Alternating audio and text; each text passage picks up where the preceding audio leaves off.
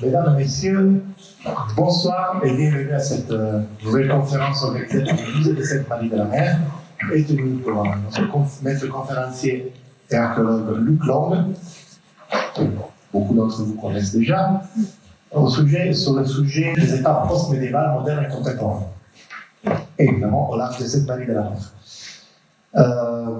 À la fin de la séance de la conférence, on vous invite tout le monde à visiter les collections du musée. Donc vous verrez les objets dont on parle ce soir. Et il y aura une séance des signatures des copies de Kamal Maritime, son dernier ouvrage. Merci Luc. Les ouvrages. Et Secret du Rhône. C'est un livre sur la découverte du buste de César 2007. Donc maintenant, je laisse la parole à mon cher ami Luc. Merci Jean-Jean. Alors bonsoir, merci d'être venu. Je suis heureux de vous retrouver dans cette bonne vieille ville de Sainte-Marie. Alors je remercie les fortes occasions du coup Madame Christiane Ayer, le maire et son équipe municipale, bien sûr, de m'avoir invité. Et je rends aussi bien sûr le compliment à Jean-Jean et son équipe et l'équipe du musée. Donc, habituellement, je viens parler ici des épaves romaines, en fait, qu'on a trouvées, qui sont nombreuses. Alors, ce soir, ce sera un peu différent, puisqu'on va évoquer les épaves post-médiévales, modernes et contemporaines. Alors, c'est compliqué, mais ça veut dire, grosso modo, les épaves du 14e, 15e, les premiers romans qu'on découvre, c'est plutôt du 16e siècle, jusqu'à, en gros, on parlera aussi d'épaves plus modernes, milieu 20e, mais surtout jusqu'au début du 20e siècle. C'est vrai qu'on parle souvent je parlais souvent ici des épaves romaines, parce qu'on a trouvé depuis toutes ces années, à partir des années 90 ou de la fin des années 90, un grand nombre de sites romains qui étaient concentrés devant les Sainte-Marie-de-la-Mer. On a recensé une soixantaine, et surtout que ça a représenté grosso modo le plus gros cimetière d'épaves romaines connu à ce jour, en tout cas à mon avis, en tout cas en Méditerranée française. Et on a compris effectivement que ces épaves, en fait, elles étaient là parce qu'elles avaient cherché à emprunter une embouchure du Rhône à l'époque qui se situait à côté des Sainte-Marie-de-la-Mer pour longer cet axe de 800 km qui est celui du Rhône de la Saône, et donc de pouvoir déboucher d'une mer à l'autre, mais au moins d'apporter tous leurs produits vers les grandes villes que sont Arles, Lyon et au-delà jusqu'à Trèves, et surtout jusqu'aux frontières de l'Empire romain qui au 1er siècle en fait se heurte à la menace germaine, et donc on a une véritable ligne Maginot dans ce secteur.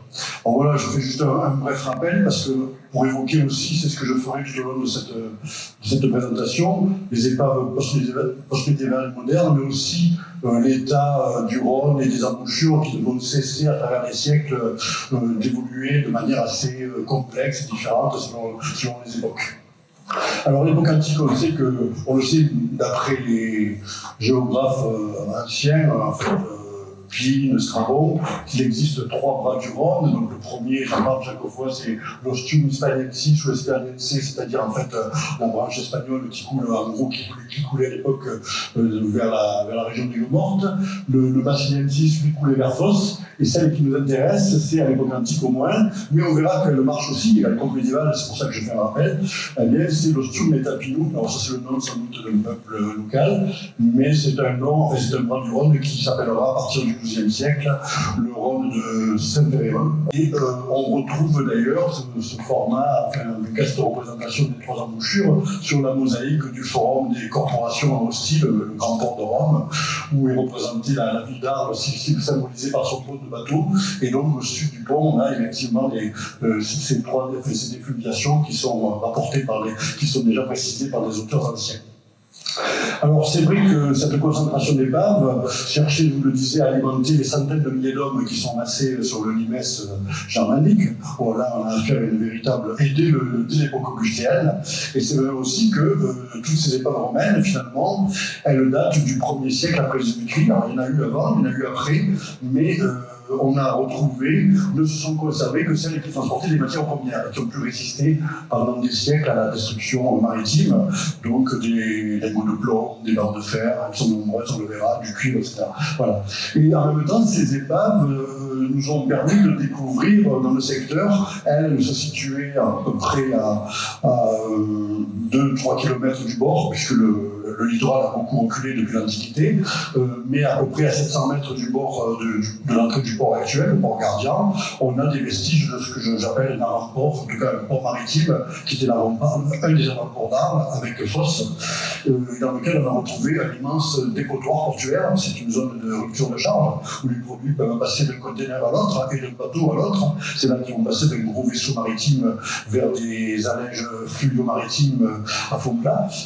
Et donc, on a aussi du matériau, des pierres, donc des constructions complètement déstructurées avec du ciment hydraulique, des clous de charpente, donc ce qui ressemble bien à des constructions. On peut imaginer que ce port était certainement beaucoup plus important que Jean-Marie Gassin, qui est un archéologue artiste, là représenté sur cette aquarelle. Et on peut imaginer aussi d'ailleurs qu'il y avait un habitat proche de ce port, peut-être aujourd'hui sous la ville même des Saintes, ou sous les dunes ou à côté, et qui correspond à la première habitation, les premières habitations du village de Saint-Émile-la-Mer à l'époque romaine. Alors, pour dire quelques mots et pour finir sur les épaves, en fait, les épaves romaines, on les a trouvées beaucoup plus tardivement. On a commencé à travailler dans les années 80, début, en 80-81, on était déjà sur des bateaux modernes.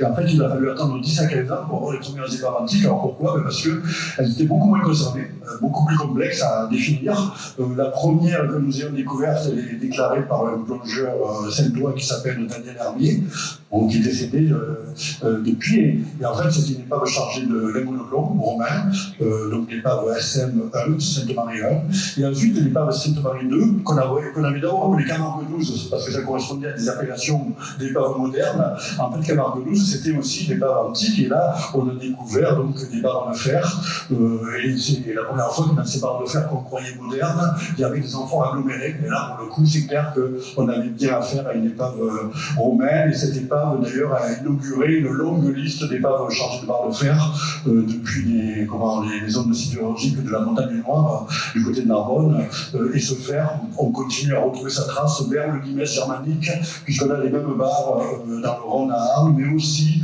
à Montbéliard, à Auroux, du côté de Chalon-sur-Saône, donc sur la Saône. Donc on arrive à retrouver le schéma le trajet de ce fer en direction évidemment du Limès germanique. Alors, du coup, ces épaves, elles nous ont permis de dresser une carte de l'ensemble. Donc, on en a une soixantaine de répertoriés. C'est chaque fois donc, des épaves chargées soit de cuivre, soit de plomb, soit beaucoup de fer, de l'étain aussi, et puis des blocs de pierre, du marbre. Et ce qui est intéressant, c'est qu'elles nous permettent de dire à peu près, puisqu'elles se sont échouées environ à quelques centaines de mètres de la côte à l'époque, on arrive à reconstituer les cordons littéraux successifs au 1er siècle, ainsi que les grands îlots qui permettaient au Rhône de s'échapper, et que le Rhône lui-même avait construit, et au bord desquels ces épaves étaient venues s'échouer. Alors, le phénomène est complètement différent avec les épaves dont je vais parler, les épaves donc plus modernes, puisque vous voyez, elles ne sont pas concentrées évidemment devant les Sainte-Marie-de-la-Mer, puisqu'elles n'ont plus d'intérêt à remonter le Rhône de Saint-Péréol, mais c'est le plus souvent des bateaux qui vont longer le littoral. Alors on en a répertorié près de 70, on en a rapporté sur la carte qu'une cinquantaine, on ne les a pas toutes vues en détail, on en a exploré 45, près de 50 en fait, qu'on connaît à peu près bien, mais qui n'ont pas été vraiment fouillées, ou en tout cas que des fouilles partielles en fait. Voilà, donc voilà comment se répartissent ces épaves sur environ à peu près 100 km de côte sablonneuse entre le Gros du Roi et du coup pour Saint-Louis-du-Rhône. Alors si on compare d'ailleurs cette carte des épaves post-médiévales modernes qu'on a recensée avec le Drasme avec une carte du 18e, qui est la carte d'Ismarck qui a été faite à la demande des consuls d'Arles en 1783, on voit qu'effectivement, sur laquelle d'ailleurs les épaves sont mentionnées, vous voyez toutes les lettres C, ici là, correspondent aux épaves qui viennent de s'échouer ou qui sont encore visibles lorsque les cartographes sont en train d'établir ce document. Donc il y a des lettres C un peu partout, vous voyez. Et en fait, elles ont à peu près la même régularité que sur notre carte. Alors, je ne peux pas dire que ce sont les mêmes parce que ces épaves-là ont pu être détruites complètement par la tempête. On ne peut pas vraiment vérifier si c'est les mêmes, mais c'est à peu près le même parcours le long de cette côte, comme une route de cabotage. Or, il s'agit souvent de vaisseaux anglais, de vaisseaux hollandais qui naviguaient très au large, avec un fort tirant d'eau. Mais le problème est le même à toutes les époques, c'est le vent marin. En fait, on le sait à travers les archives, parce que là, pour le coup, on a des archives, contrairement aux épaves romaines, et les archives précisent que ces bateaux sont pris par le vent marin, donc un vent de sud-est souvent, dans les tempêtes hivernales, et que de la visite de la Lune, on n'arrive pas à voir la côte, parce que les déferlantes sont telles que d'ailleurs la côte Camarguette est en dessous de la mer finalement, derrière les dunes. Et c'est vrai que lorsqu'ils s'en rendent compte, c'est déjà trop tard, ils sont en train de toucher le premier banc le plus au large. Alors à ce moment-là, les archives précises, on arrive à reconstituer, je dirais, le sinistre à chaque fois. Le bateau casse sa quille sur le banc de sable, à cause de la puissance de la mer en fait. Il y a des creux de 3 mètres, donc il est propulsé sur le banc de sable, il perd son gouvernail, il se met à travers la houle, et il va venir mourir jusqu'au banc du milieu, c'est-à-dire à peu près à 150 ou 200 mètres du bord. Donc c'est vrai qu'à toutes les époques, les épaves nous permettent en général de reconstruire en fait, et de retracer le paléorivage à l'époque où s'est produit cet échouage. Voilà, donc ces épaves, eh bien, elles nous permettent de retracer la carte ici, et on peut comparer en effet cette navigation le long de la côte, c'est le vent qui a rapproché, sans que les marins s'en rendent compte, les bateaux du littoral. Alors, ce nombre d'une soixantaine, de 70 épaves que nous avons recensées, nous, avec le DRAS, mais grâce à des pêcheurs et à des plongeurs, sont nombreux, Max Fadel, il y a Alain Chabot, Pascal Chabot, bref, ce sont des gens de Sainte-Marie, ce sont des gens de Port-Saint-Louis, ce sont des gens du Pont-du-Roi. En fait, si on tient compte des cartes qu'ils possèdent eux-mêmes sur leur propre logiciel de navigation, on arrive à parfois jusqu'à 200 épaves. En fait, ce sont souvent des points de croche avec des zones où les épaves sont agglutinés, et on arrive donc à 200 bateaux ou 200 objets bien patrimoniaux, des biens culturels maritimes à aller vérifier. Mais finalement, on est encore très loin du compte, parce que si on prend les archives entre on va dire le 14e, le 15e et le 19e siècle, là on est plutôt entre 450 et 700 épaves. Donc vous voyez, il y a encore du travail de recherche et de fouilles sous-marines ici dans les environs et en Camargue en général pour plusieurs générations. À ce propos, je voulais rappeler que c'est Albert Hughes qui a été mon ami et mon adjoint, qui était d'abord un ouvrier métallurgiste et qui a été un des pionniers. Alors il y a dans la salle Philippe Rigaud aussi qui a travaillé sur les archives, mais vraiment Albert Hughes a été le premier à s'intéresser spécifiquement aux épaves de Camargue. Il a d'ailleurs publié ce livre en 1988 qui fait le bilan de ses recherches.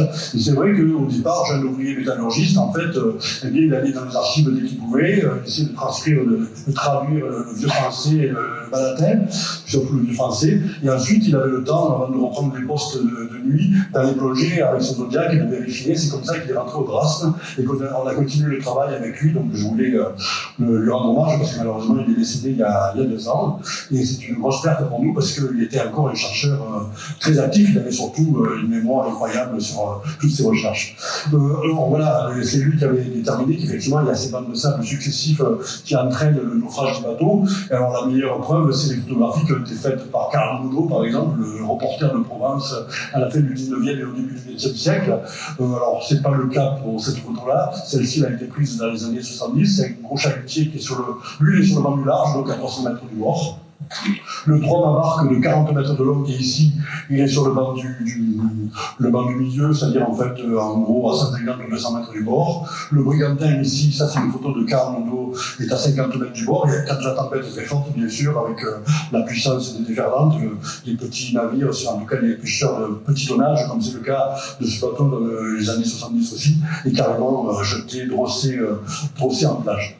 Alors nous-mêmes, au DRAS, avec l'archéonaute, on a longtemps travaillé avec l'archéonaute sur ces épaves modernes. On a subi comme ça les effets du vent marin, ou même de la foudre, d'orage thermique. C'est vrai que c'est pas un coin tranquille, il y a beaucoup de courants aussi. Des fois, j'avais n'arrivais même pas à remonter à l'échelle, tellement un battait à l'arrière, je me suis de me la prendre sur la tête. Et c'est vrai, c'est automatique, voilà. Et c'est vrai que le bateau avait tendance à bouger beaucoup. Néanmoins, il était quand même sûr. C'est pas le cas de tous les bateaux. Alors, le problème qu'on avait en dehors des aléas de la surface, je veux dire, c'était que sur le fond, eh bien, un peu comme dans le Rhône, à Arles, on n'y voit rien. C'est assez obscur. C'est surtout obscur, mais c'est surtout chargé de particules. Alors, quand c'est obscur, c'est noir total. Si vous avez une bonne lampe avec des LED, il n'y a aucun problème. Or, là, on éclaire un peu comme dans le brouillard, on éclaire des particules et elles mettent beaucoup de temps à disparaître, à se reposer après les tempêtes, souvent 10 jours, 15 jours, ce qui fait qu'on avait souvent des eaux à peu près claires, et puis le dernier mètre, c'était de la brouillasse, on ne voyait rien. Alors que, bon, ça ralentit évidemment notre travail, mais sinon on n'est pas là pour fournir les musées un objet. En fait, surtout les archéologues sont là pour étudier les objets dans leur contexte, la relation des objets entre eux, et voir si le site est homogène, ça va des intrusions. Donc c'est un travail de longue haleine qui demande beaucoup de relevés, beaucoup de photographies. Et là, évidemment, on avait du mal à les faire, ça a toujours été le cas. En plus, on a le problème des filets, sur les épaves antiques comme sur les épaves modernes. Souvent, dans les années 80, les chalutiers qui rentraient au bout du roi, raclaient en terre au moment de rentrer parce qu'ils savaient qu'il y avait des épaves et ça a toujours été des zones très riches en poissons. Donc, ils ont laissé des filets. Alors, quand on s'empêtrait dans les filets, on perdait du temps, évidemment. Il fallait utiliser un couteau, s'en sortir tout seul parce que le plongeur en binôme ne voyait pas forcément. Il était à quelques mètres, mais il ne voyait rien. Donc voilà, c'est pas toujours des conditions de travail les plus confortables. Alors, un petit clin d'œil, en 2016, on n'avait plus l'archéologue depuis un moment. J'avais du mal à trouver un bateau parce que le Drac n'a pas une grande quantité de bateaux. Un Zodiac avec des petites barges, ça ne suffisait plus. Il fallait quand même pouvoir loger une dizaine d'archéologues. Donc, j'avais loué le Liberty 3. Alors, c'est rigolo parce qu'il y a un peu une silhouette d'une corvette de pirate, de la Flibuste. Et c'était un petit clin d'œil parce qu'il ressemblait à peu près aux épaves qu'on était en train d'étudier sur le fond. Alors, on n'a pas voulu vraiment pousser l'expérimentation jusqu'au bout. C'était hors de notre volonté, mais on a fini par couler en 2016 en rentrant des fouilles de Camargue. Figurez-vous que le bateau a pris un caillou de Grand Marseille et qu'il a coulé. Alors on a perdu beaucoup de pas de personnel heureusement, mais pas mal de matériel, des matériels de plongée. Et voilà, on n'a pas fait la fouille du bateau parce qu'on avait déjà les plans, mais voilà, ça serait passé maintenant. Alors sinon, pour revenir sur notre sujet principal, les épaves de l'époque. Alors, à l'époque romaine, on a donc, je vous le disais, le Rhône de Péquet qui va finir par remplacer le vieux Rhône d'Aladel et d'Albaron. On a le Rhône de Saint-Féréol qui passe au-dessus de l'état de la Caresse et qui le longe à l'ouest, et le Rhône du Mai, lui, qui le longe à l'est et qui va être capté au moins 100 lieues avant Jésus-Christ, à l'époque de Marius, par le canal de Marius qui passe peut-être par le Niagara dans ce secteur. Voilà la situation, mais c'est une situation qui va perdurer, ça. Je le disais au Moyen-Âge, en tout cas pour une bonne partie du Moyen-Âge, puisque les défluviations vont se passer beaucoup plus tard. Alors, le Moyen-Âge, eh bien, qu'est-ce qu'on a? On va avoir des problèmes. Alors, ils n'ont pas laissé de traces tangibles pour l'instant, mais vous savez, les archéologues, ils parlent aussi pour l'avenir, et il est possible qu'on retrouve une épave sarrasine, une épave musulmane, une épave de Drakkar viking, pourquoi pas. Il y a des potentialités, puisque ces gens-là sont venus. Et en effet, c'est vrai que, alors là, j'ai pris d'ailleurs une carte qui est beaucoup plus tardive, mais on est un peu dans l'esprit. C'est une carte ottomane de Pyrénéis, que m'avait passé d'ailleurs Philippe Rigaud, où on voit la Camargue qui est représentée entre Marseille et Narbonne, avec ici un îlot, où est peut-être représentée la ville des Saintes-Marie, et puis ici, alors là, c'est pas le Rhône du Mai, puisque cette carte est du XVIe siècle, mais on est plutôt sur le Rhône du Grand Basson. En tout cas, voilà, une carte de la Camargue qui a toujours intéressé les Ottomans et les musulmans dans l'idée, effectivement, de faire des raids et de venir rapter des gens pour les mettre en esclavage.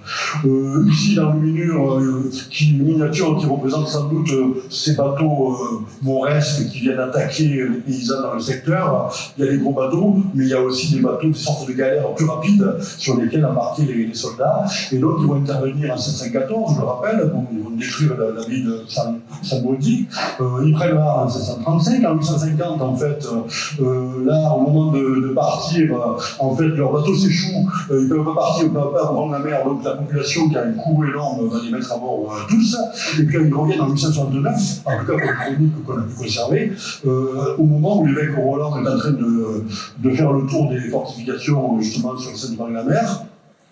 peut-être des fortifications en bois et en terre, et c'est là qu'il va être capturé par les Sarrasins, dont les chroniques de Saint-Bertin précisent justement qu'ils vont édifier un port en Camargue. Donc c'est vrai qu'on a la présence de ces vaisseaux musulmans. On les connaissait par ailleurs, mais c'est vrai qu'ils sont connus alors sur l'île de Plane, à Marseille, il y a une épave sarrasine, il y en a une à Nord-Fouras, il y en a une à Aguet, et il y en a une à Bataillé, parce qu'évidemment ils occupent le Var, la Massif des Morts viennent de là. Ces épaves que nous connaissons par ailleurs, elles sont des bateaux qui ont laissé des traces visibles et tangibles, en fait, pour les plongeurs, puisque c'est les plongeurs qui découvrent d'abord les épaves, et notamment, vous voyez, en général, il y a des grandes ancres, et puis il y a c'est pas des amphores, mais c'est beaucoup de céramique, des lampes, des pichets, des vases, des grandes jarres. Alors, il faut savoir qu'à cette époque-là, les Sarrasins, les musulmans boivent du vin, et c'est vrai que là, du coup, ça attire effectivement le regard. Mais on est un peu à l'époque médiévale entre la fin des amphores et les terres cuites imputrescibles qui marqueront à jamais les épaves sur le fond et qui permettent qu'on les découvre, et l'embarquement de la première artillerie qui va arriver quand même beaucoup plus tard et qui elle aussi marque aux jeunes plongeurs une épave sur le fond.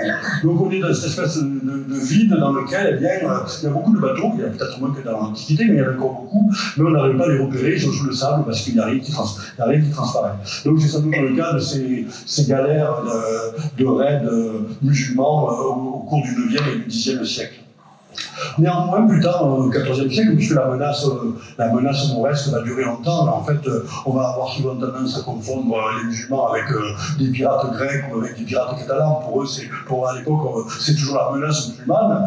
Mais voilà, en 1384, par exemple, il y a une galère mauresque qui s'est échouée à nouveau, et à son tour, et qui va être capturée par les gens d'Aigues Mortes. Mais là, il est possible effectivement que le bateau ait été récupéré sans qu'il ait pu laisser de traces archéologiques dans le sable. Même cas pour les Vikings, les Normands qui interviennent aussi.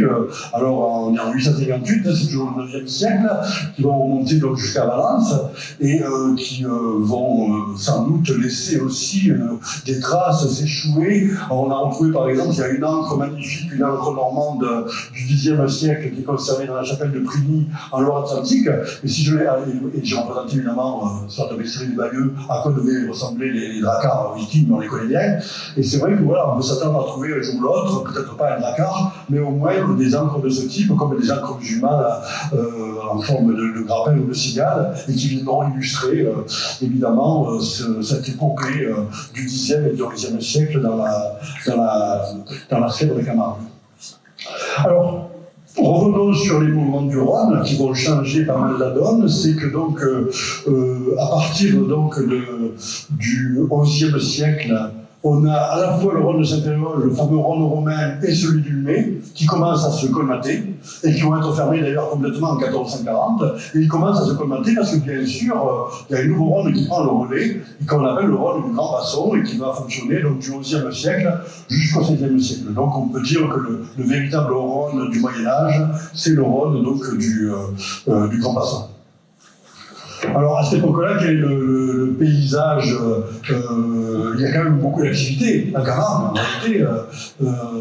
C'est vrai qu'on a la ville d'Aigues-Mortes, donc alors je rappelle, c'est un cours d'histoire, mais effectivement Louis IX en 1240 va occuper des terres et va acheter des terres et édifier donc la ville d'Aigues-Mortes. On a aussi bien sûr l'église des Saintes, le village des Saintes avec son église fortifiée et sans doute une fortification tout autour, puisqu'on disait que l'évêque Roland était venu vérifier les travaux, donc qui permet de se protéger quand même des menaces.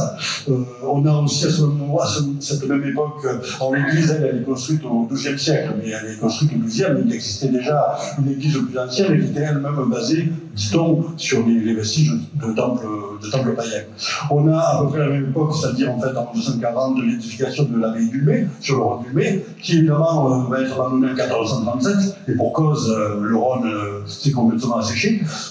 Et puis on a aussi, alors du coup, puisqu'on a le Rhône du Grand Basson qui débouche ici, et qui va commencer à construire la zone de Beauluc, on a la tour du Valoir qui est construite entre 1472 et 1476, qui sera rasée en 1630 évidemment, quand elle n'aura plus lieu d'être, mais qui est là pour surveiller l'entrée du Rhône et effectivement éviter les raids de ces musulmans, de ces vikings et autres, qui viennent là pour essayer de rafter, de capturer des paysans pour leur revendre, pour les utiliser comme esclaves, bien sûr.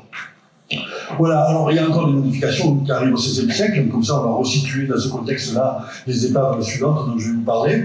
Donc au XVIe siècle, eh bien, c'est vrai que la nouveauté, c'est que le grand basson, il va s'étioler, et puis il y a un nouveau bras qui va s'écouler ici, c'est ce qu'on appelle le vieux rhône, le rhône du bras de fer, qui va se diviser en plusieurs fourches complexes. Alors là, j'essaie de synthétiser les travaux de Claude Vella, qui est le géomorphologue, le sédimentologue, qui travaille sur cette partie des rhônes de la Provence. Donc j'ai au maximum simplifié, il n'y aurait à dire, mais en tout cas, voilà, le grand basson et le bras de fer sont ceux qui vont contribuer à construire en fait le golfe de Bauduc et la pointe de Bauduc. Alors, autre événement important, alors, grosso modo, disons, là on est en 1557, et vous avez du coup le petit Rhône qui va couler au Gros d'Orgon et qui va, du coup, le Rhône de Péquet est abandonné en 1552. Donc, au cours du même siècle, on a ce changement important au niveau du petit Rhône et au niveau donc du bras de basson qui devient le bras de fer. Alors c'est beaucoup plus complexe évidemment sur les cartes qui sont levées à l'époque. Alors la carte de Bompard, donc c'est on est en 1591. Vous voyez, il y a beaucoup plus c'est beaucoup plus complexe, il y a beaucoup plus de petits chenaux, d'îlots que sur les cartes que je vous ai montrées. Bon, pour la petite histoire, Bompard, en fait, il travaille pour le duc de Savoie, qui vise d'envahir la Provence, et il a besoin de représenter au plus précis, au mieux, le tracé du Rhône pour prévoir effectivement d'y débarquer avec les troupes. Voilà, alors, du coup, de cette époque-là, on a vraiment les premiers objets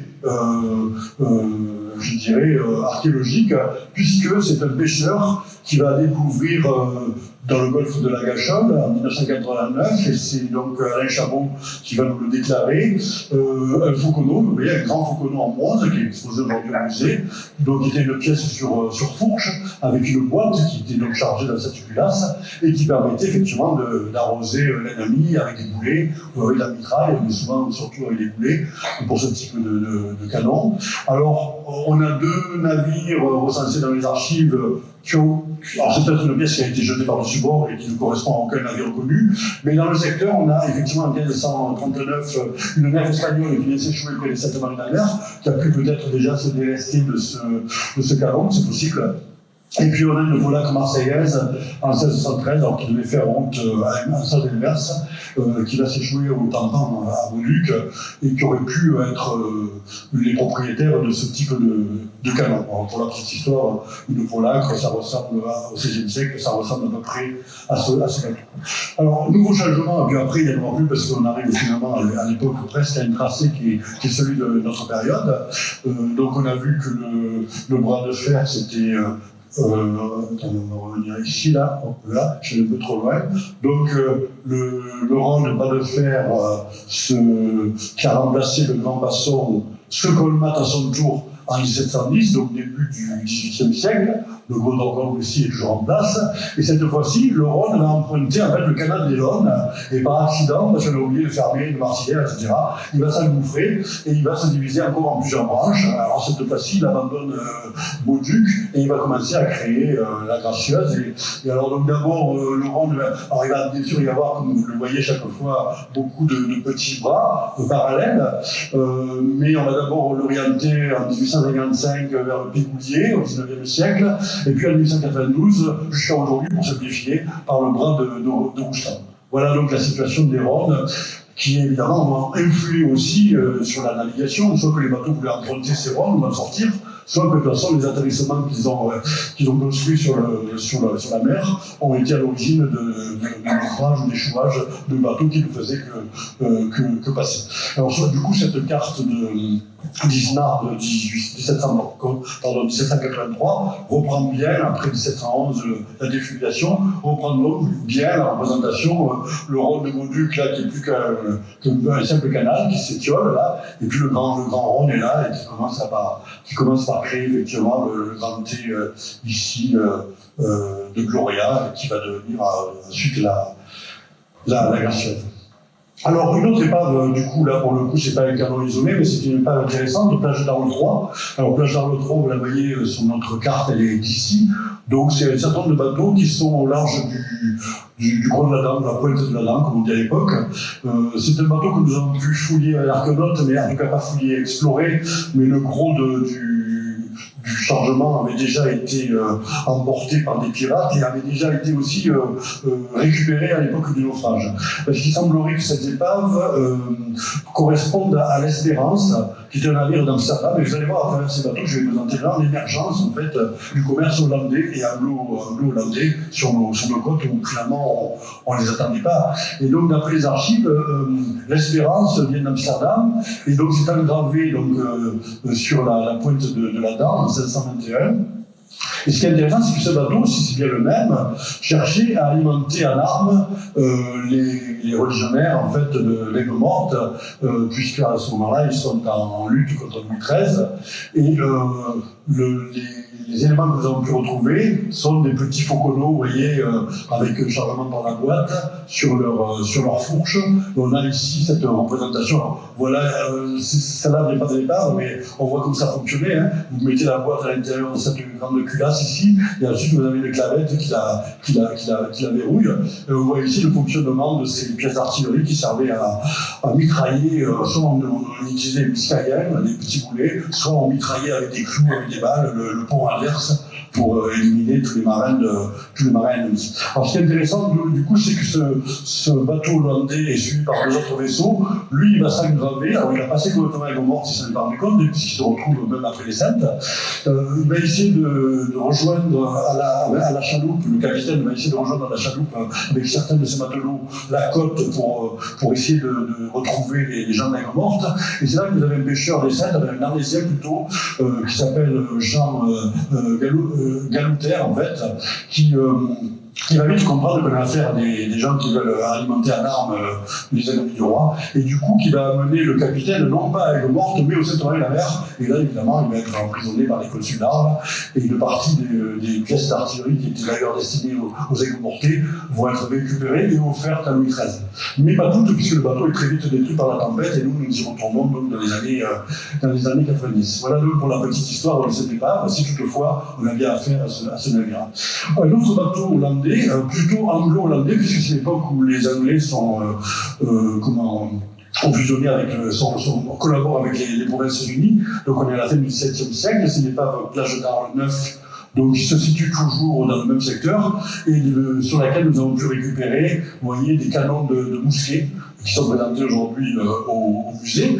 Et cette épave a été, on l'a fouillée, mais elle avait d'abord été pas mal piratée par des clandestins, et on a pu récupérer une partie du mobilier qui avait été piraté grâce à des saisies judiciaires et aux douanes qui sont intervenues, et donc on a pu récupérer ce mobilier qui était d'abord sous scellé et qui aujourd'hui a été remis par le Drasme, donc au musée des Saintes-Maries. Alors là, c'est intéressant parce qu'on a effectivement un millésime sur la cloche avec les signatures du maître fondeur, 1672, donc il faut imaginer que le bateau a pu faire un naufrage ou s'échouer quelques années ou quelques dizaines d'années après la fonte de la cloche. Voilà à quoi ressemblent à l'époque ces navires anglo-hollandais. En fait, ce sont les fameuses flûtes hollandaises, des gros bateaux de commerce avec beaucoup de place, beaucoup de volume, mais en même temps qui sont chargés, qui sont équipés d'une artillerie de 30 à 35 pièces. Donc ils sont redoutables. Alors on a retrouvé des saumons de plomb avec évidemment bardés de marques commerciales, des saumons de plomb de 90 kg, vous pourrez en voir d'ailleurs dans le musée. Et puis toute une série de petits scellés, vous voyez, alors aux armes de Leiden, des villes hollandaises, aux armes de Londres, bien sûr, puisqu'il s'agit d'anglo-hollandais. Et ça, ce sont des scellés sans doute pour des ballots de tissu. À l'époque, on a vraiment c'est très à la mode, et donc j'ai représenté ici, je ne sais pas pourquoi, mais ça c'est un peu trémélé là, c'est plus du tout à la même échelle, mais vous avez la représentation du port de Marseille en 1754 avec les ballons de soierie, de tissu. Et alors tout ça, ça a vraiment un prix très important parce que ça va être vendu à la Foire de Beaucaire très cher. Ce sont des soieries, des tissus qui arrivent de l'Ouest. Et d'ailleurs, Antoine Raspail, et vous pourrez voir cette toile, je crois que c'est en 1756, quelque chose comme ça, représente effectivement des couseuses, un atelier, surtout l'atelier des Indiennes, en fait, puisque les tissus provençaux viennent des Indiennes, et les Indiennes, finalement, elles arrivent par les caravanes orientales, mais par le désert, mais elles arrivent surtout par la Méditerranée transocéanique, et notamment par les Hollandais, qui amènent effectivement depuis l'Orient ces tissus, les Hollandais et toutes les autres grandes compagnies, évidemment. Et puis aussi, ce bateau transporte des grands plats à l'étain. Alors là aussi, c'est les Hollandais qui amènent les premiers l'étain depuis la Chine. Seuls les Chinois savaient fabriquer de l'étain. Et donc, on amène des lingots d'étain, notamment sur le Mauritius. C'est le premier vaisseau hollandais que j'ai eu l'honneur de fouiller, qui a fait naufrage en Afrique en 1609. Et c'est le premier transport, qui n'arrivera pas à destination, bien sûr, mais c'est le premier transport d'étain depuis le. Non, de zinc, pardon, je parle d'étain, mais c'est du zinc, excuse-moi, c'est du zinc, évidemment, l'étain, ça fait longtemps que je sais le faire. C'est du zinc, donc, depuis la Chine, en direction de l'Europe. Alors, ces grands plats en zinc sont bardés d'estampilles, les armes royales, ce sont des commerçants britanniques, des initiales aussi qu'on retrouve sur le revers de ces plats. Et alors, j'ai cité ici, la toile de Quentin Varese et une noce de Cana, où on représente effectivement, en 1630, on voit ce même type de grands plats qui est effectivement très à la mode pour les grandes tables. On passe à l'épave plage d'Arles 2, donc je vous les énumère comme ça, je ne vais pas toutes les citer bien sûr, je vous rassure, mais au moins celles que je considère les plus intéressantes. Donc, l'épave plage d'Arles 2, le problème c'est qu'elle est située pas très loin du bord, à peu près à 200 mètres, donc on est dans la zone des déferlantes, donc c'est une zone où il n'y a pas beaucoup d'eau, il y a 4 mètres d'eau, en fait ça bouge tout le temps et c'est souvent, il est souvent rare de pouvoir y aller parce que il y a toujours la tempête qui est le golfe du Lion qui vient mourir dans ce secteur. Souvent cette épave est ensablée, en tout cas ce secteur est très ensablé, là où il y a à peine le plongeur, pourtant il n'est pas loin, et donc on avait retrouvé, lorsqu'on est intervenu, on avait retrouvé effectivement des canons en place, et Albert Hinouz avait pu identifier cette épave avec l'hérisson Bonaventure qui fait naufrage, donc qui va s'échouer sur les côtes de Camargue en 1689. Alors on avait pu dresser en plusieurs journées un plan rapide en fait, de ce bateau. Et ce qui était intéressant, c'est qu'on avait retrouvé en place, alors, vous voyez l'artillerie en fer qui est en place avec les ancres. Une partie des ancres avait été récupérée par le capitaine et son équipage. Mais on a retrouvé, alors la photo est un peu floue là, un chaudron qui est dessiné ici, vous voyez un chaudron à 3 pieds, avec un boulet à l'intérieur. Au moment de la découverte, il y avait encore, après qu'on ait enlevé les concrétions, on avait retrouvé le boulet dans la filasse et dans du goudron. Et en fait, c'est vrai que si on faudrait faire, alors Jean Baudriot par exemple, qui a écrit sur la marine royale, en fait, vous aviez toujours sur les bateaux, alors là, c'est pour le coup, c'est les bateaux français avec la fleur de lys, un chaudron avec une pince spécifique pour attraper un boulet d'artillerie qu'on va chauffer à blanc et qu'on va tremper dans ce chaudron dans lequel on a des peines de résine qui sont mélangées avec de l'étoffe et tout ça, ça va servir au maître calfin pour étachifier le bateau lorsqu'il y a des petites fuites entre les membres ou sur les côtés, en tout cas des violons de bord. Donc voilà une découverte intéressante en effet. Et alors c'est vrai que ce capitaine, ce bateau, appartient au capitaine Guillaume Guyon, le sieur de la Rolle. Alors là j'ai utilisé des agriculteurs trouvés en Bretagne, en tout cas dans la région de Saint-Malo, pour représenter à peu près à quoi ressemblaient ces vaisseaux. D'ailleurs je crois que l'image suivante, on voit ces terrains-là, vous voyez ces gros vaisseaux de 25-30 mètres de long. Et je reviens sur l'image précédente. Donc voici le texte qui avait été dépouillé dans les archives par Albert Hinouz. Et puis alors un petit pichier, donc voici, alors c'est pas la photo du même pichier, mais c'est un pichier de la même période, qui est un pichier provençal, qui prouve que ce vaisseau avait déjà fait plusieurs voyages avec Marseille, puisqu'il avait déjà à bord de la céramique produite dans la vallée du Luvan.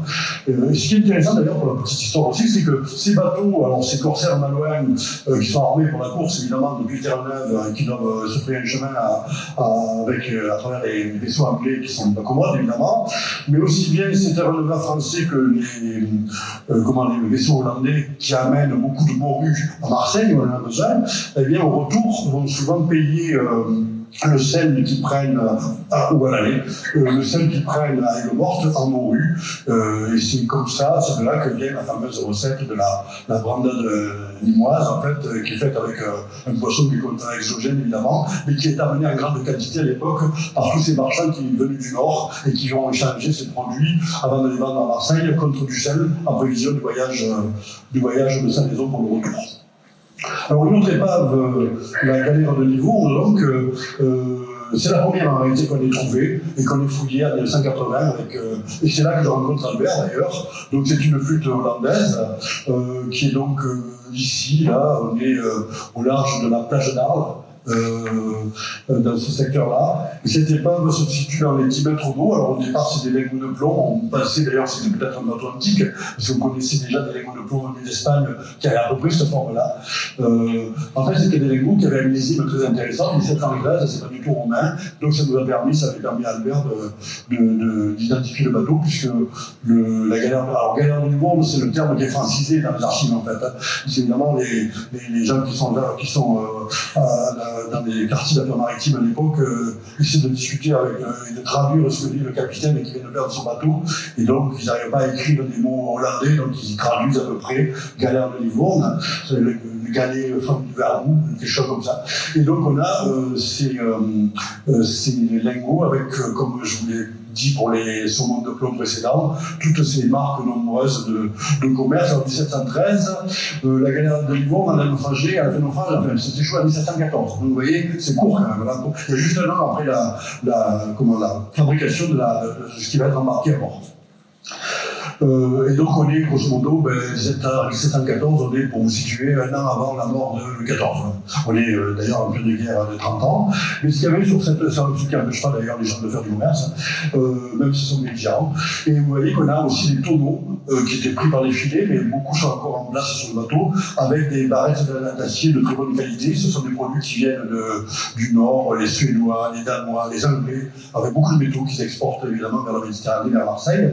On a également trouvé des pièces d'artillerie, alors on en a remonté qu'une à l'époque, en 1980. On en a assez peu plus tard d'ailleurs. Oui, ça doit être dans les années 83 ou 84.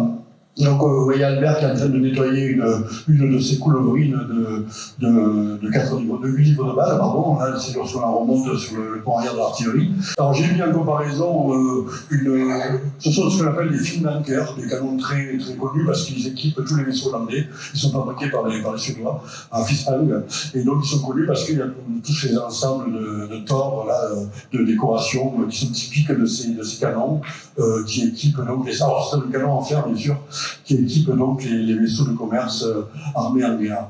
Alors, avec l'artillerie, la grosse artillerie, si j'ose dire, on a aussi des petits objets de la vie de tous les jours, hein. Des balles de mousquet. Ici, c'est les cadrennes de haubans. Alors, je vais vous présenter ici à quoi ça sert. Hein. Ça permet de tendre les mâts sont pris sur les carlins, en fait, hein, sur les contrequilles, mais ils sont tendus, ils sont raidis grâce à des cadrennes de haubans. Donc, on en a retrouvé une qui a été conservée. Souvent, c'est le métal qui conserve le bois, qui va avoir tendance à métallifier le bois. Et puis, alors, les pipes, vous voyez qu'on est en train de découvrir ici, c'est des photos de Patrick Mouton à l'époque. Et bien, les pipes présentent sur le bec des petites marques qui sont connues, ce sont les marques de Gouda, en fait, donc des productions typiquement hollandaises. Alors, ce qui était intéressant, c'est qu'on a pu dresser à l'époque un plan, pas tout à fait complet, mais qui est déjà intéressant, avec des tonnelets de barrettes d'acier. Il y a de longues barres de fer ici qui sont en longueur sur l'arrière du bateau. Et ce qui est intéressant aussi, c'est, vous voyez, ici, c'est la pompe de cale, avec les orifices de la pompe de cale qui sont taillés avec le puisard, le puits de pompe, qui est encore bien conservé.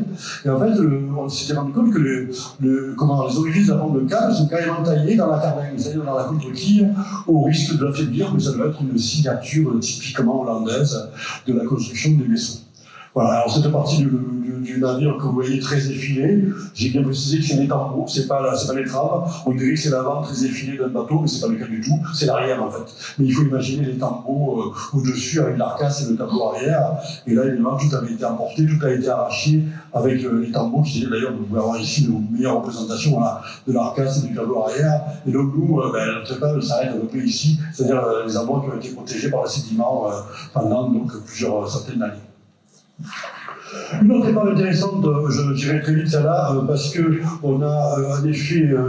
Alors, moi j'ai plongé, elle est à côté du vapeur Louis, qui fait des centaines de mètres de long au moins, et qui transportait des faïences, des carreaux, avec des corbeilles de fleurs qui étaient très beaux.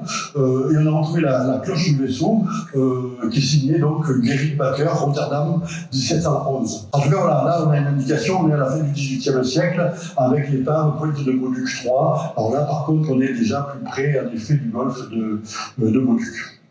Rien à dire de particulier sur cette épave qu'on n'a pas pu identifier dans les archives. Celle-ci, oui, on l'a identifiée aussi. Alors là, du coup, on continue vers, on continue vers l'ouest. On était à Moduc et là, on part vers le Mont du Roi. Dans ce secteur des épaves Camargue 1 à Camargue 20, on a la Camargue numéro 8, qui correspond à un brigantin, il faut dire un brigantin, en fait, suédois, qui s'appelle le Victory, et qui fait naufrage en 1770. Alors, on a pu l'identifier parce qu'il transportait effectivement des sparteries, c'est-à-dire des cordages, et vous voyez qu'on a pu retrouver les cordages encore en place, protégés par la base, à l'abri de l'oxygène, et donc tout ça était en place, alors que ça doit être quand même la fin du 18e, c'est quand même pas mal. On a ici en place donc, le dessin du cahier de fouille. Moi, je suis en train de dessiner là, dans les plongées l'avancement sur le tableau de bord là, de l'équipe sur l'archéonaute, on voit les cordages, et on a des cordages qui sont déployés devant nous, et on essaie de les étudier, puis sur ces photos, on voit les éléments du fond de carène avec le chargement de cordage, on le voit mieux ici. Vous voyez ici le cordage qui est encore en place. Ici, on a toutes les membrures qui ont été détruites à la sortie du sédiment, évidemment, par le Tarion navalis, c'est comme le termite marin. Et on a les cordages en place. Et puis, on a même des petits taureaux d'orque qui permettaient de consolider en fait, ces cordages pour pouvoir les enrouler. Donc, vraiment, on a une méthode de conservation qui est très intéressante et qui a permis, du coup, effectivement, d'identifier les pavos. Alors, parmi les petits objets, on a aussi ce plomb de balance, en plomb qui est recouvert de cuivre. Et puis surtout cette pièce là, que j'avais mentionnée sur le dessin dans mon cahier de fouille, qui correspond à, je ne sais pas trop ce que c'est, une fourche maçonne, en fait, on va pouvoir l'identifier, parce que sur l'album de Colbert, qui concerne les vaisseaux du roi, en fait, pour les gros vaisseaux qui sont amenés à naviguer dans les eaux froides, on a cette fourche de maçonne, qui, on va la voir sur une photo un peu plus détaillée, donc qui est placée sur l'avant. En fait, ça sert de bouclier d'étrave. On la voit un peu mieux ici, là. Donc, c'est pas du tout un fourcade, c'est pas une membrure, c'est juste une membrure couchée qui va être fixée par des gros tenons sur l'avant du bateau. Donc, voilà le brigantin à quoi ça ressemble, et ça prouve bien que c'est bien notre brigantin suédois, parce qu'en fait, ce type de bouclier d'étrave va permettre de protéger l'étrave du bateau lorsqu'il va rentrer en Baltique, et souvent il va rencontrer des glaces, et c'est pour éviter que le bateau prenne trop de choc, donc c'est un renfort interne. Alors, on passe maintenant à un épisode particulier de la guerre navale contre les Anglais. Alors, on est au début du 19e siècle, plus exactement en 1812, et là, on a pu retrouver toute une série d'épaves qui sont assez compliquées à fouiller, à explorer, parce qu'elles sont vraiment en bordure du littoral, sur l'estrande, entre la plage et la mer. Donc, c'est pas très simple. Donc, on a 5 navires à cette époque, en 1812, qui sont venus qui sont marinés par les Anglais, et 9 avec la canonnière qui les protège, qui se jettent carrément en plage et qui mettent le feu à leur bateau pour éviter le déshonneur de la prise. Et alors, là, on est avec Luc Formeau, qui est un plongeur des Saintes, avec Albert Illouz, avec l'équipe de Pascal Chabot et quelques plongeurs du Drasme. Mais la plongée, elle est difficile. On a même nos aspirateurs qui fonctionnent, mais on est obligé de mettre des motopompes sur des tables. Et en fait, on a surtout de les déplacer systématiquement parce qu'évidemment, la mer fait basculer la table et la pompe risque de se casser la figure. Et vous voyez, les membrures sont elles dépassent comme les dents dans une gencive, mais c'est très compliqué de les étudier parce qu'on n'arrive jamais au fond du navire. Chaque fois, le sable retombe dessus. Alors, on essaie de plonger dans 50 cm d'eau, c'est vraiment pas facile. Et on avait en fait, on est surtout en train d'aspirer du sable, non pas de l'eau, pour dégager. C'est ça, c'était le problème. En tout cas, ce qui est intéressant, c'est que on a pu retrouver, du coup, parmi les bateaux, l'un de ceux qui avait été brûlé, qui pourrait correspondre à la goélette canonnière bout de feu. Alors, c'est pas une chaloupe canonnière comme je le présente ici, c'est carrément une petite goélette, en fait, qui est donc sous voile, avec un canon central, et qui avait pour but de protéger ce convoi. Alors, c'était un convoi notamment de penques, de navires provençaux, mais on ne peut rien faire contre 3 vaisseaux anglais, 3 ponts, notamment ici le Calédonien qui a été représenté au début du 19e siècle, et c'est lui qui était au mouillage du côté de Bauduc et qui attendait les convois maritimes français pour les aborder et pour les détruire ou les amariner, bien sûr. Alors, on a une autre épave dans ce secteur-là, qu'on appelle, alors là, du coup, c'est plus des épaves SM, c'est des épaves ESM, donc Est-Sainte-Marie. Et donc, l'épave Sainte-Marie numéro 5, c'est une des dernières qu'on a été amené à fouiller dans le secteur. Elle correspond à un grand vaisseau à fond plat, dont on a fait une photogrammétrie lorsqu'on a bénéficié d'une clarté surprenante, c'est assez rare, comme je vous le disais. Et on a pu retrouver, alors vous voyez, ces grandes membrures plates, c'est vraiment un bateau à fond plat. On a retrouvé entre les membrures qui sont assez espacées quand même, donc c'est un vaisseau méditerranéen, parce que les vaisseaux nordiques ont des membrures intermédiaires. Donc il y a ici une sorte de réceptacle en plomb, les traces de sparterie d'un précédent changement, sans doute, des petits plombs de douane, douane française. Bon, là, il y a un col informatique qui vient pour perturber, évidemment, mais qu'on a reconnu de suite, elle peut se cacher. Et ce qui est intéressant, c'est qu'on s'est demandé si, d'abord, est-ce que cette épave fait partie de l'ensemble de 1812 ? Je pense que non, parce qu'elle n'a pas coulé avec les autres, et puis il y a d'autres bateaux qui ont coulé pour des raisons différentes, bien sûr. Mais par contre, elle nous rappelle assez, mais on peut se tromper. On n'a pas pu pousser l'expérience plus loin, mais elle pourrait nous rappeler le grand allège d'Arles. On a assez peu d'épaves, je crois qu'on n'en a pas d'ailleurs du tout. Le grand allège d'Arles, peut-être que Philippe pourra nous confirmer. Si on en a beaucoup, mais je ne crois pas. Alors, les allèges, évidemment, c'est un bateau magique, puisqu'en fait, il a un fond très plat. On voit ici les aiglotos qui sont présentés au musée Arlatin, à Arles. Ici, on a un autre aigloto, c'est l'Hannibal, en fait, puisqu'avant que la gracieuse s'appelle la gracieuse, du nom d'une balancelle qui s'est échouée là-bas, eh bien, ce thé s'appelait l'Hannibal, du nom, souvent, les dieux maritimes prennent le nom soit d'un saint, soit d'un bateau qui a fait naufrage, et souvent, d'ailleurs, le nom du bateau, c'est celui d'un saint.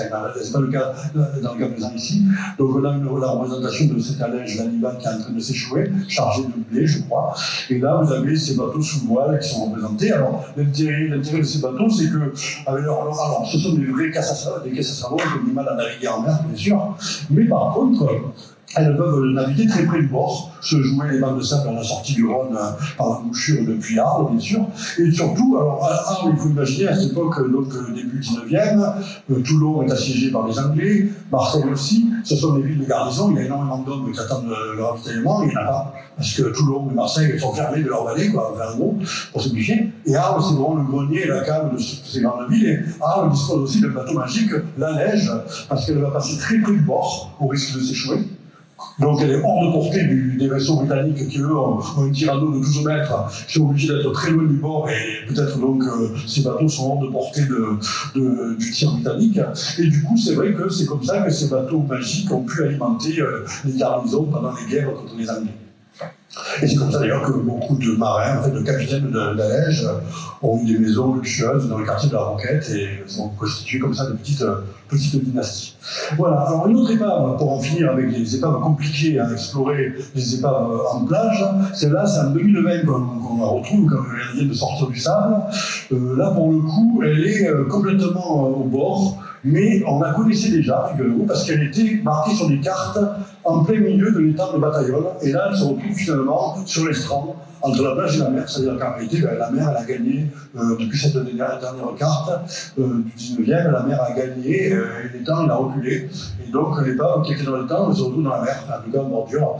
Donc c'était très compliqué là aussi à fouiller, donc on l'appelle Est Sainte-Marie 6, et on a pu, avec l'équipe du Grasse, là, vous voyez notre hôte sieur George Spada à côté du bateau. Vous voyez, c'est très compliqué. On a au moins la forme, grâce à une petite drone, la forme de ce vaisseau. Ça ressemble à un vaisseau de commerce, mais d'environ 30 mètres de long, mais c'est tout, pas plus. Puis alors, il y a plus compliqué, mais j'avais gardé pour la faire, c'est les épaves du sel. Alors, les épaves du sel que l'on retrouve, alors il faut lire au Salem d'Aigues-Mortes et le Salem de Giraud.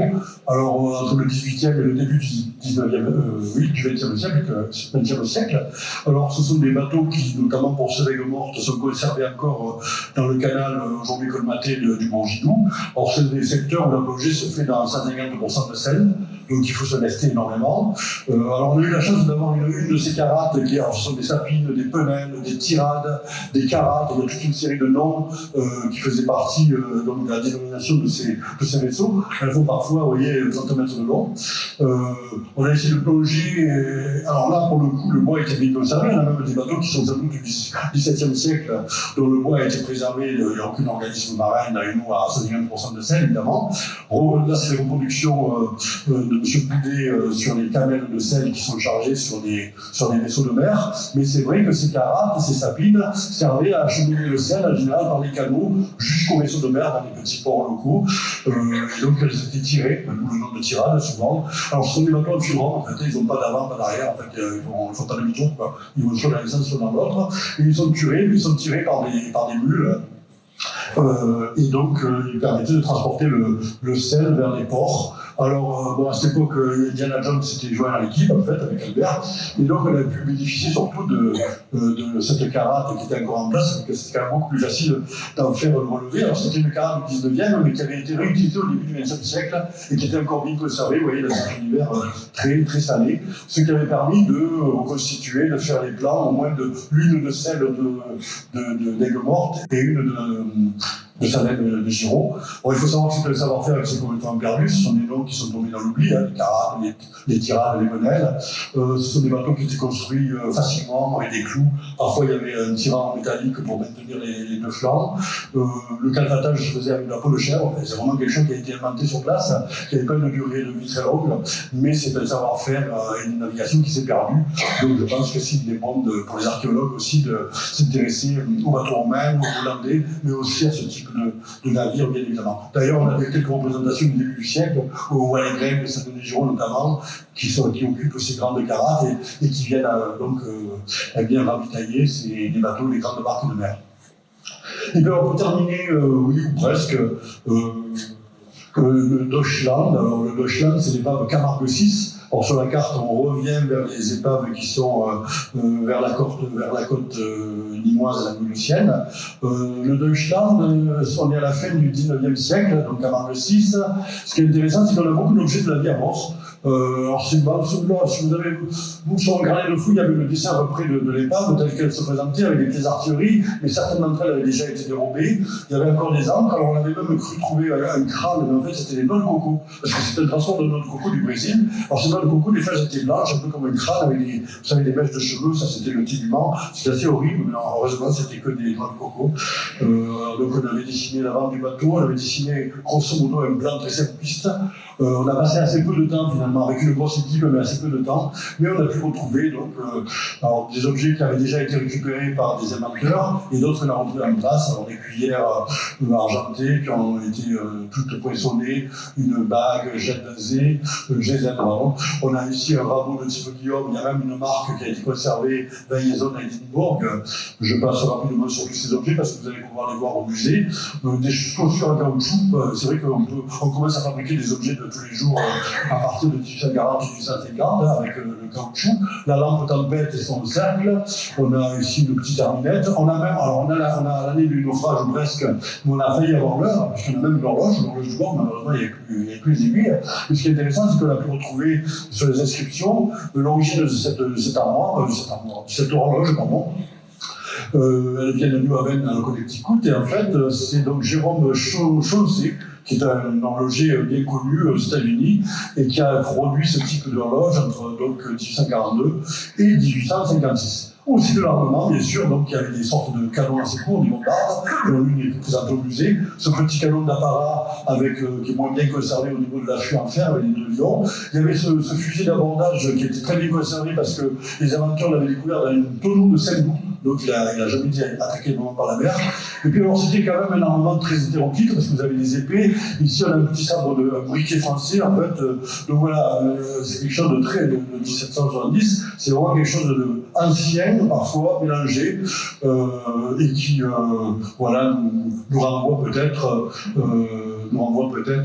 je ne sais plus si je l'ai dit, je pense, mais oui, au Deutschland, donc, parce que le Deutschland, on est donc à la fin du 19e, c'est peut-être un peu vieux pour ce qu'on a vu, mais ça correspond quand même, et en même temps, c'est un bateau qui est justement chargé de noix de coco du Brésil. C'est ça qui est affectif, c'est la vie, c'est pas le seul chargement de noix de coco qui a pu faire naufrage, donc il reste toujours un petit doute.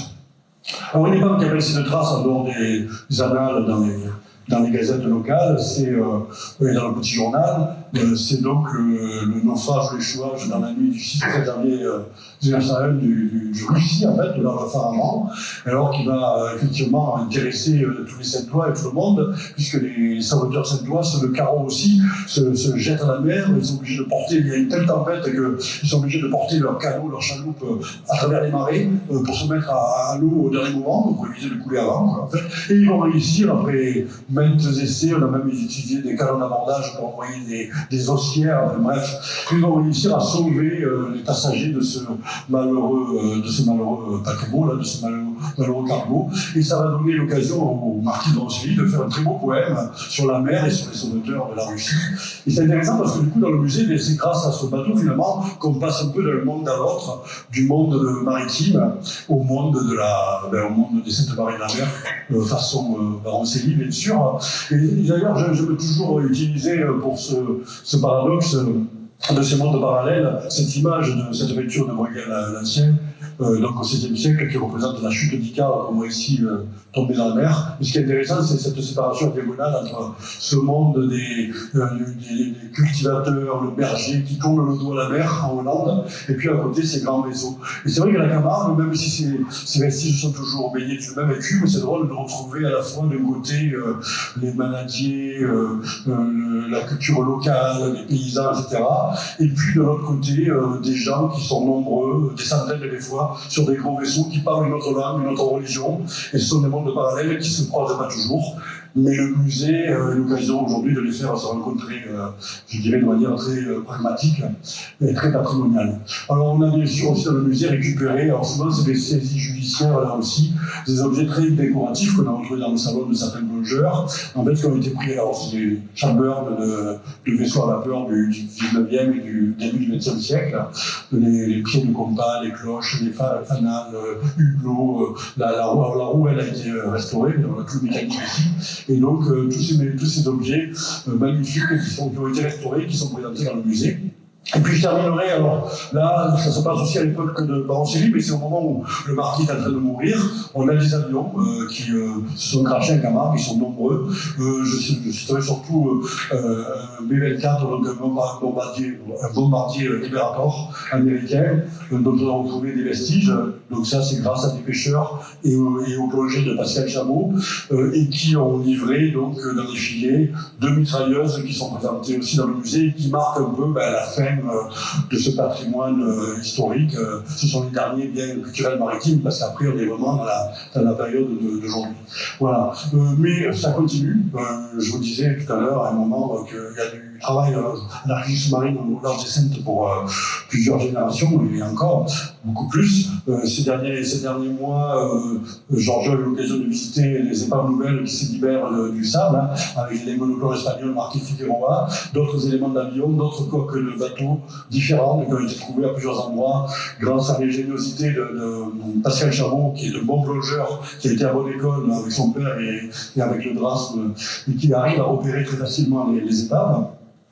Et puis des fois, les épaves viennent à lui, puisque là, vous avez carrément un morceau d'un vaisseau peut-être du 19e, peut-être plus ancien, avec la quille d'un Carnegie qui est complètement retombée, qui a été arraché de l'épave et envoyé par une tempête jusqu'à la plage, en fait.